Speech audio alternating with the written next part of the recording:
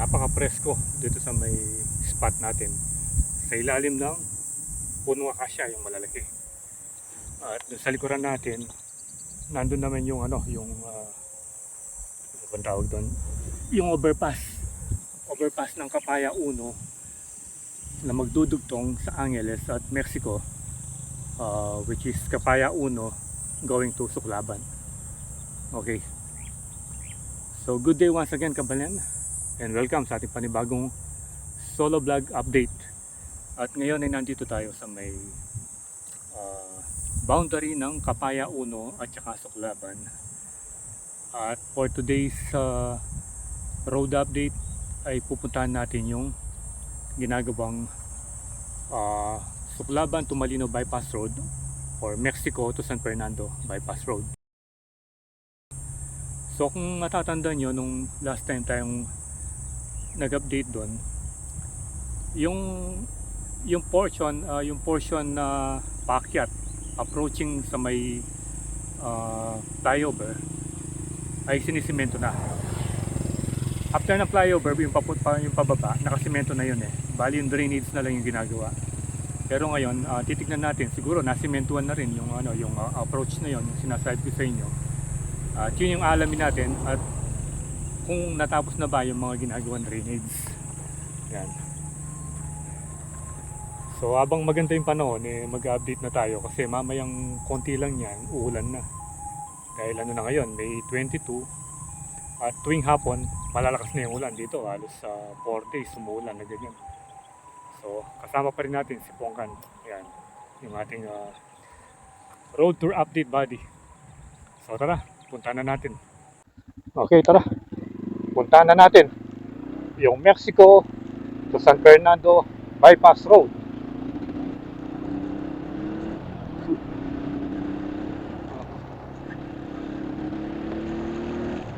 Ang nangyari kay Pongka, pumapalyas siya.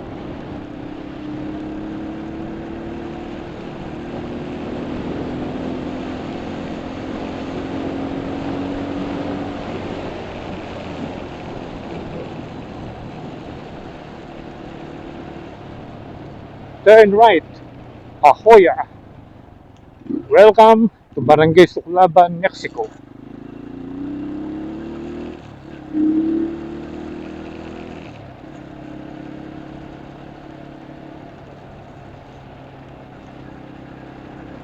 Pag ganito, mainit na araw hanggang hanggang 4 o'clock.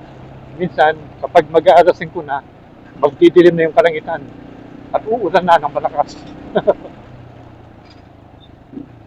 So, senyalis na paparating na yung tagulan. Pero hindi pa naman officially nag-declare yung Pag-asa na start na ng tagulan ngayon.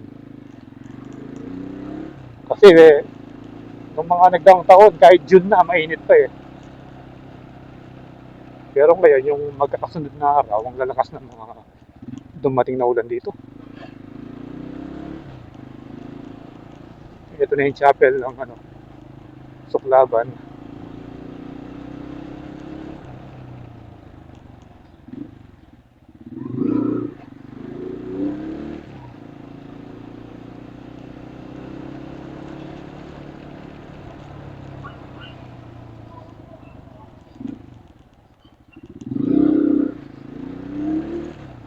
Oops.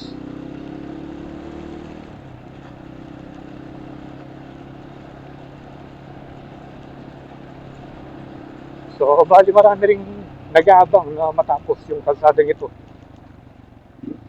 Especially yung mga manggagaling ng Mexico, banda doon, kung pupunta ng Angeles, hindi na sila dadaan ng San Fernando.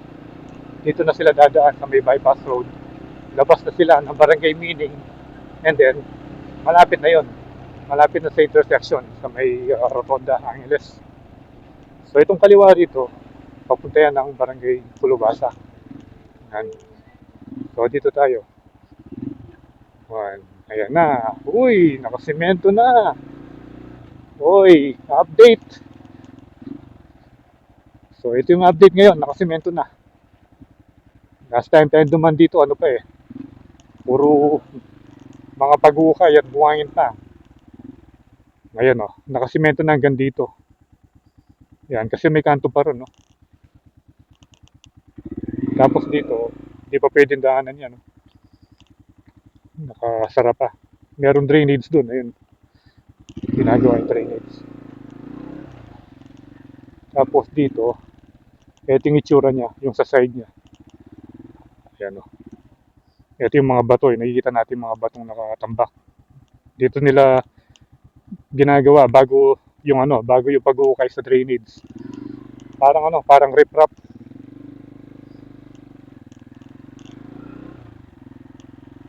Dito naman, yan. Ito yung itsura ng drainage dito. Ito yung sinasabi ko kanina ng mga bato. Sinimentuhan na yung banda rito. So, yan. At least, simentado na lahat pala. Konting-konti na lang. At ito yung may wagang poste. Nasa gitna siya, oh. Wala, natsyempuan yan eh.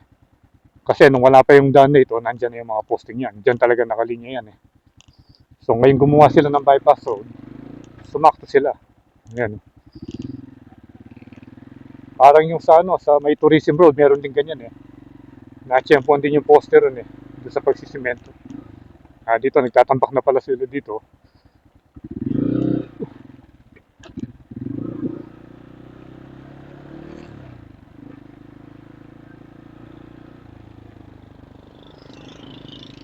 Ayan, dati, last time dito tayo nagpalipad ng drone nun eh. Tignan natin, doon sa kabila.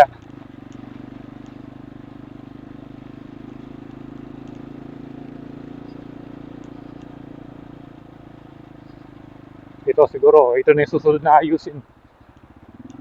Itong flyover na to. Uy, may natowing dun, no? Natowing yung Toyota. Then, pagdating natin dito, ito na yung itsura. Siyempre, ito pa rin bakong kalsada after ng flyover. Dito, alas simentado na. Ayan. At pagbaba natin, yan na yung Barangay Akli. Ayan, Barangay Akli, Mexico, Pampanga. So, wala tayong nakikitang ano rito. Medyo malilim para mapaliparan natin ang drone. Ayan. Ito yung unang natapos nun. Pero baka babalik tayo doon tayo magpalipad. O kaya banda rito. Ano kaya yun dito? May daan pala dyan, no?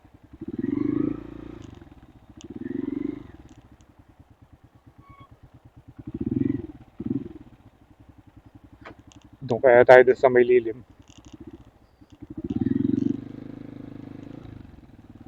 Parang mas maganda rito eh. Yun.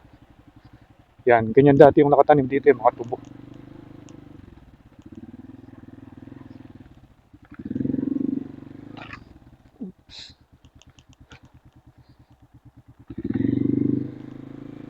Ayan, dito. Medyo may konting lilim dito.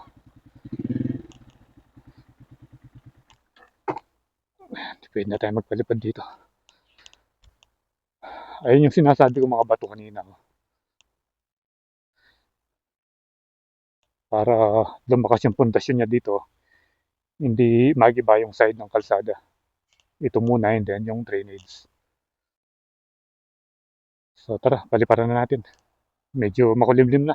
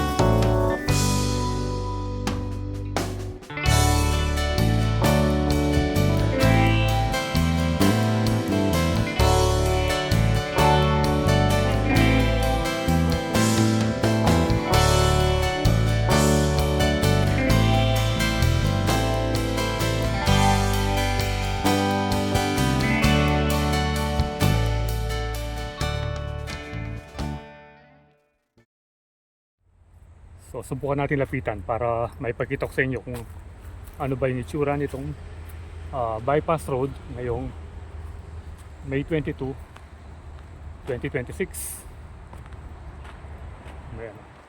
Bali, doon tayo nag-drone, doon sa may lilim. At yan yung sinasabi ko sa inyo. Bali, naka-reinforce siya ng mga rocks dito, then sinementuhan bago nila tambakan yung drainage dito.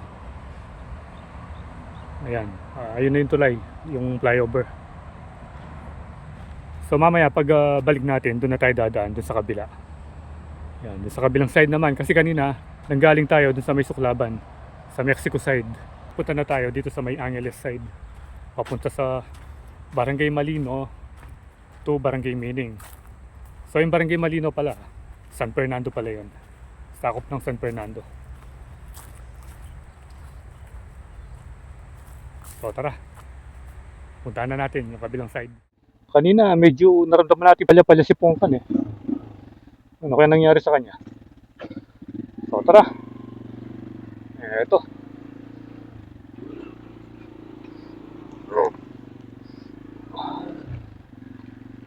Ang lapad niya, 1, 2, 3, 4. Tapos mayroong isang maliit na bike lane. And then, yung drainage na.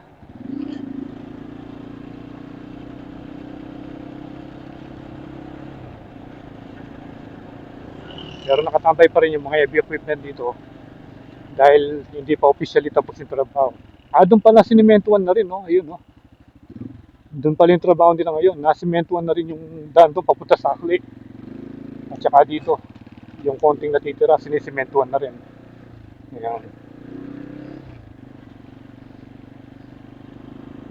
So, ito yung update ngayon dito sa ginagawang bypass road.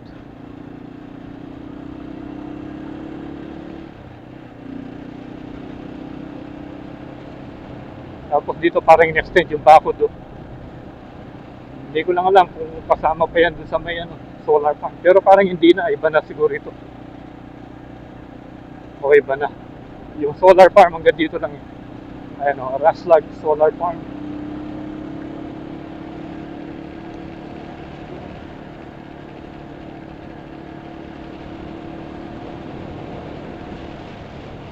Yan o, may resort na ron, no? Sigurado marami nang magtatayo ang mga business establishment dito sa pagbubukas ng bypass road na to. Kagaya no, meron siyang A-house. Ayun. Tumas na yung value ng mga lupa rito. So kung may lupa ka dyan, paldo ka. Tsaka kapag hapon at saka umaga, maraming nagja-jogging dito. At marami ring mga nag-aaral mag-drive. So one time kasi dito ko rin tinuruan yung mga anak ko mag-drive. Ayan dito naglagay na sila ng mga rito, mga tambak. Ayan sigurado magtatayo na ng establishment dyan, tinambakan no. And so pa yung mga pananim nila rito ngayon ay mga kamuting kahoy. Dati kasi puro mga sugar cane. Ayan magkabila puro kamuting kahoy.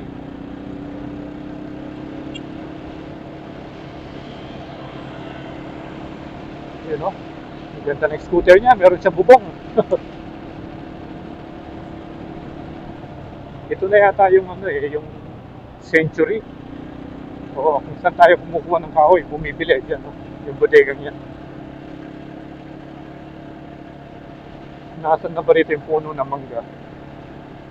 First time tayong pumunta rito doon tayo nagpalipad nung kasama pa natin si TBS. Yun na yata. Parang yun na. Pinutol. Dito tayo dumaan nun Pakyat.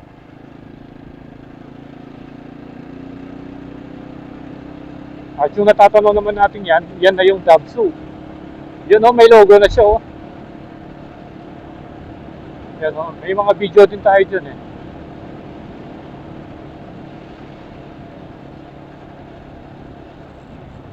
Ayan. Tapos na yung unang building Yung pinakauna dito kasi yung dati, yung tatlo ron, yun yung naunang building. Tingnan muna natin. Bago tayo magtapos dito sa bypass road, para magkaroon kayo ng idea kung ano pa yung itsura ng DABSU or Pampanga State University, at meron na rin bakod. Yun, may bakod na pala. Yan yung itsura niya, oh. Nagkaroon na siya ng bakod. Wow, ang ganda niya, oh. Ayan, oh. So may klase na pala ngayon. Ayun, may pasok na. Wow, ang ganda, oh. Pampanga State University. Video muna natin. Picture tayo dito. Picture natin si Pongkan.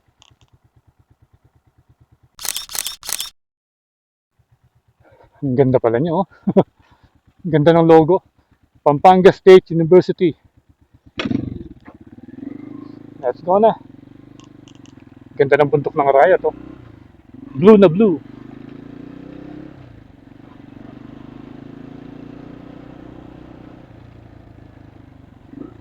Ayan.